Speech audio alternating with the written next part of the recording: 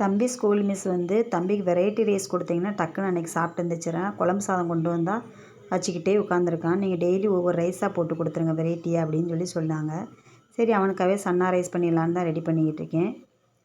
மல்லித்தூள், கரம் மசாலா தூள், பிரியாணி மசாலா வீட்டிலே ரெடி பண்ணது, தனி மிளகாய் தூள், வேக வச்ச சன்னா எடுத்து சேர்த்து எல்லாம் கலந்து விட்டுக்கலாம். பாஸ்மதி ரைஸ் வந்து ஒரு அரை மணி நேரம் கழுவி ஊற வச்சதை எடுத்து சேர்த்துக்கலாம். ஊற வச்சு சேர்க்குறப்ப சாதம் சீக்கிரமும் ரெடி ஆயிரும். நல்லா ஒன்றோட ஒன்றா ஒட்டாமல் நல்லா பொல பொலன்னு நல்லாயிருக்கும்.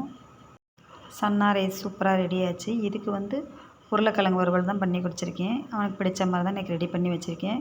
ப்ரௌனி ஆஃபர் போட்டிருக்கேன். 1/4 கேஜி ப்ரௌனி வந்து 200க்கு தான் கொடுத்துருக்கேன். ஃப்ரீ ஷிப்பிங்கோட. டேஸ்ட்டும் ரேட்டும் எல்லோரும் வாங்கி சாப்பிட்ற மாதிரி இருக்குன்றக்காக தான் அந்தளவுக்கு கம்மியாக கொடுக்குறேன்.